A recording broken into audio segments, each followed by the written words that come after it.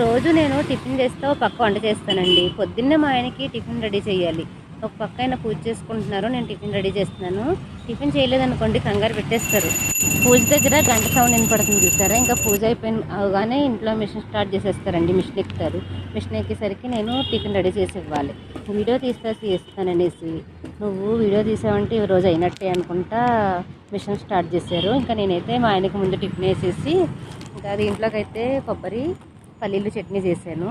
అంటే బీట్రూట్ దోశ చేశానండి, కాకపోతే కొంచెం వెరైటీగా చేశానని వీడియో తీశాను. వెరైటీ అంటే ఉట్టి బీట్రూటే కాదండి, వేరే కూడా వేసాను. అది మీకు తర్వాత వీడియో పెడతాను. టిఫిన్ అయితే ఇచ్చేసానండి. అదిగో మా ఆయన అప్పుడే మిషన్ స్టార్ట్ చేయడానికి రెడీ అయిపోయారు.